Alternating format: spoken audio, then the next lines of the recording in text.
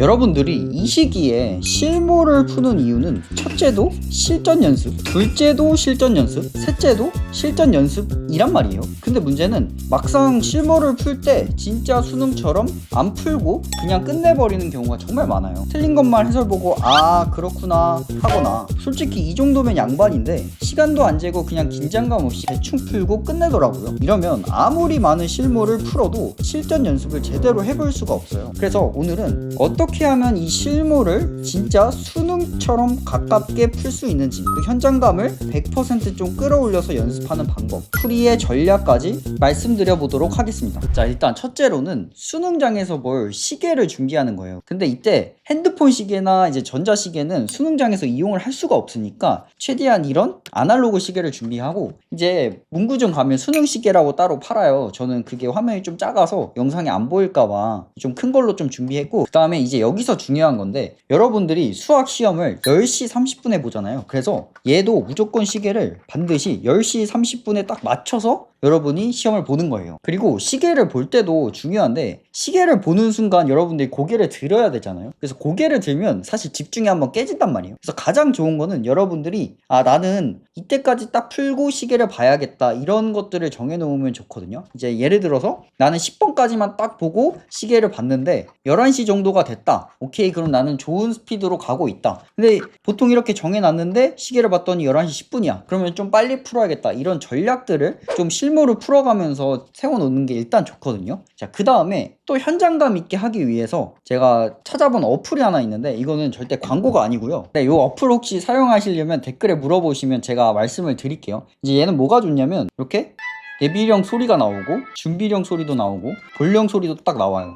이렇게 딱.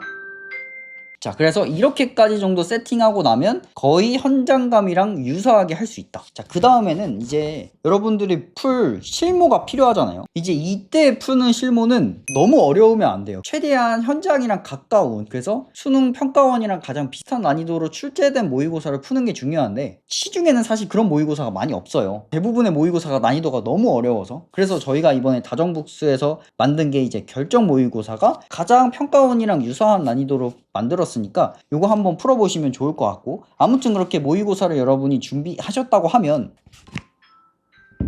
이렇게 볼령이 울리면 시험지를 다들 넘길 거잖아요. 그때 여러분들은 이제 한 3초 정도 쉬는 거예요. 왜 그러냐면, 나는 1페이지 풀고 있는데 남들은 갑자기 시험지 넘기는 소리 들리고 막 2페이지 3페이지 풀고 있으면 사람이 조급해진단 말이에요. 그래서 그거를 좀 방지하고자 그냥 애초부터 여러분은 늦게 출발하는 거예요. 3초 정도 쉬고 심호흡 한번 딱 한 다음에 첫 페이지를 딱 피시는 거예요.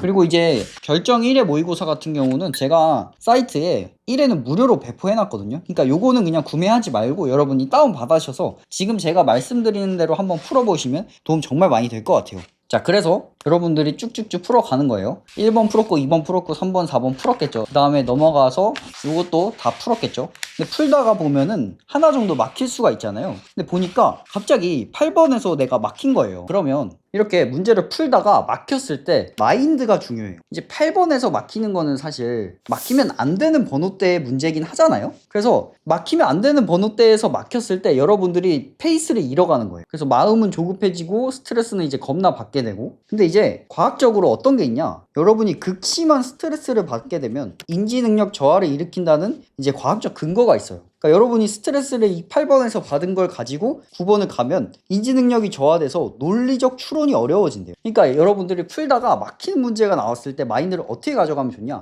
뭐야 너 8번? 잠깐 내가 지금 생각이 좀 안 나는 거지, 8번은 원래 내가 늘 풀던 문제니까 그냥 다시 돌아와서 풀 수 있어, 이렇게 가벼운 마인드를 가지는 게 굉장히 중요해요. 그렇지 않게 되면 스트레스 받고 인지 능력 저하오고 논리적 추론이 떨어져서 9번도 안 풀리고 10번도 안 풀리는 경험이 생길 수 있단 말이에요. 그러면 이제 그 시험 망하게 되겠죠. 그래서 안 풀리는 문제가 있으면 일단 체크를 하고 넘어가는 거예요. 넘어갔다가 이렇게 쭉 한 바퀴를 돌고 나중에 다시 돌아와서 풀게 되면, 여러분들도 그런 경험 있을 거 아니에요. 시험장에서는 분명히 안 풀렸는데 끝나고 집에 가서 푸니까 풀리고 막 이런 경험도 있을 거고, 넘어갔다가 오니까 갑자기 좀 쉽게 풀리고 이런 경우가 있었을 거란 말이죠. 그게 왜 그러냐면, 이것도 과학적 근거가 있는데 부화 효과라고 해요. 이게 뭐냐면, 무언가를 하다가 일시적으로 멈추고 다른 거를 하고 있을 때 무의식에서 이 문제를 해결을 하고 있대요. 그래서 여러분들이 뭐 길 가다 번뜩이는 아이디어가 떠오를 때가 있고, 그러는 이유가 다 부화 효과. 여러분의 잠재의식에서 사실은 이 문제를 풀고 있었던 거죠. 그러니까 이 문제는 잠깐 넘어갔다가 우리의 잠재의식한테 잠깐 맡기는 거죠. 이런 식으로 편하게 마인드 세팅을 해서 넘어가는 게 중요하다. 그리고 이제 한 10번까지 딱 풀었을 때 여러분도 아까 말씀드린 거 있죠? 이럴 때 한번 고개를 드는 거예요. 헤드업을 한번 하는 거죠. 그때 이제 여러분들의 시간을 생각해요. 나는 11시까지 이걸 풀겠다. 뭐 10시 50분까지 풀겠다. 이건 사람마다 여러분이 실무를 풀면서 정해야 돼요. 물론 이게 시험 난이도에 따라 다르지만 10번까지는 그래도 얼추 비슷한 경우가 많거든요. 그래서 10번까지 정도를 한번 하고 고개를 들고 시간 체크해보는 걸 추천한다. 자, 그래서 한번 쭉 푸는 거예요, 여러분이. 11, 12, 13 풀고 일단은 뭐 풀이 전략이 1, 2등급 친구들은 있을 텐데 내가 아직도 풀이 전략을 못 세웠다. 그리고 등급대가 한 3등급 이하다. 그러면 여러분들은 일단은 한 12번까지를 한 바퀴로 도는 게 좋아요. 그래서 12번까지 푼 다음에 쭉 가서 16번부터 또 풀고 쭉 가서 20번 이제 살짝 읽어보고 그 다음에 이제 확통인 친구들은 쭉 풀고 27까지 한번 풀어보고 그 다음에 28, 29, 30은 일단 냅두고. 그러니까 여러분이 일단 시험장에서 가장 유리한 거 뭐냐면 쉬운 문제부터 푸는 게 가장 유리해요. 가장 안 좋은 거는 내가 풀 수 있는 쉬운 문제였는데 그 문제를 읽지 못해서 틀리는 게 가장 안 좋은 경우잖아요. 그래서 일단 시험장에선 쉬운 문제부터 푸는 거예요. 이렇게 쭉 한 바퀴 돌았으면 이제 쉬운 문제는 한 바퀴를 돌았을 거 아니에요. 물론 여기서 안 풀리는 문제 있을 수 있겠죠. 그런 것들은 이제 체크를 해놓는 거고. 자, 그 다음에 13번, 14번 하고 문제는 그래도 쭉 훑어보세요. 문제는 쭉 훑어보는데 너무 어려우면 진짜 빠르게 패스하고 그 다음에 20번, 21번 풀고 확통도 와서 28, 29, 30 이렇게 풀고. 그래서 한 바퀴를 돌았을 때 여러분이 안 풀렸던 문제들, 그러니까 체크해뒀던 거 있을 거 아니에요. 그래서 체크해뒀던 거를 이제 다시 한번 2차 도전을 하는 거예요. 그래서 2차 도전했을 때 이제 8번은 뭐 풀렸다 하고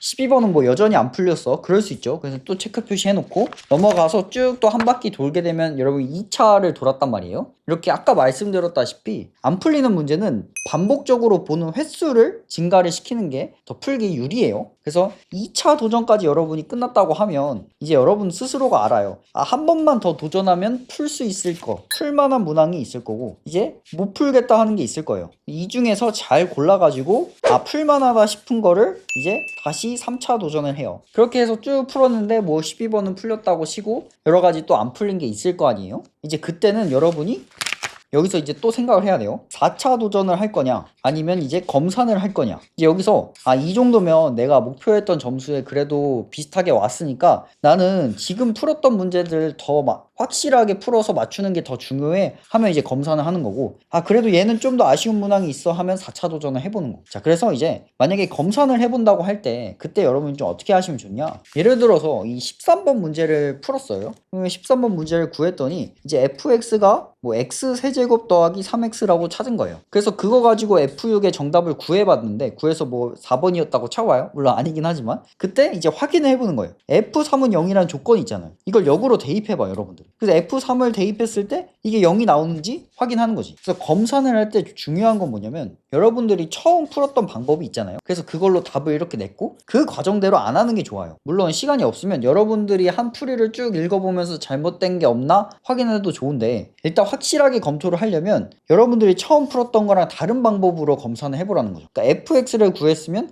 f3은 0을 한번 대입해서 확인해보고 그 다음에 뭐 21 곱하기 7을 계산해야 되는데 이럴 때 이걸 잘 계산했는지 확인하기 위해서 예를 들어서 거꾸로 뭐 7 곱하기 21을 계산해본다든지 아니면 이건 미친놈이지만 21 곱하기 6에다가 21을 한 번 더 해본다든지 이렇게 쫄리는 상황이 있으면 여러 가지 계산도 방법이 많으니까 좀 다른 방법으로 한번 시도를 검토를 해보는 거죠. 자, 그래서 이제 검토까지 끝났어요 여러분들이. 그러면 뭐 해야 돼요? 이제 마지막으로 이제 OMR 마킹을 해야 되잖아요. 그때 여러분들이 아, 내가 OMR 마킹을 맨날 실수하는 애야. 그러면 추천하는 방법은 뭐냐면 자, 1번에 예를 들어 5, 4, 3, 2 이렇게 했어요. 그러면 이거를 그대로 보면서 아, 1번에 5, 2번에 4 이런 식으로 하는 것보단 아, 5, 4, 3이 오케이 5, 4, 3이다 한번 이렇게 적는 거예요 시험지에. 그 다음 또 넘어가서 3번 뭐 2번이었다 하면 여기다가 3, 2, 2 이렇게 크게 적어 놓는 거죠. 그 다음에 이렇게 쭉 적은 다음에 여러분들은 요것들만 보고 마킹하는 거야. 이렇게 마킹하면 이 실수를 좀 덜 할 수 있겠죠. 자, 그래서 오늘 영상에서는 좀 현장감 있게 실무를 푸는 방법, 그리고 검산하는 법, 뭐 실질적으로 실무를 풀 때 수능의 꿀팁들을 제가 좀 설명을 드렸는데, 수능이 여러분 이제 진짜 얼마 안 남았잖아요. 이 시기에는 여러분들이 최대한 현장이랑 비슷한 조건에서 많은 실무를 풀어보는 게 가장 유리한 상황인 건 맞아요. 지금 실력을 높이는 건 사실 힘들단 말이죠. 그래서 실무를 많이 풀면서 최대한 현장감 느껴보면서 공부하시는 게 가장 수능까지 올바른 공부법이지 않나 라고 생각합니다. 이번 영상을 통해 2026학년도 대비하는 수능 수학 영상은 오늘로 마무리를 하고요. 한 해 동안 정말 저희 영상 지켜봐 주시고 저희 다정북스 컨텐츠 많이 찾아와 주신 여러분들께 모두 감사하다는 말씀 드리겠습니다. 그럼 수능까지 파이팅!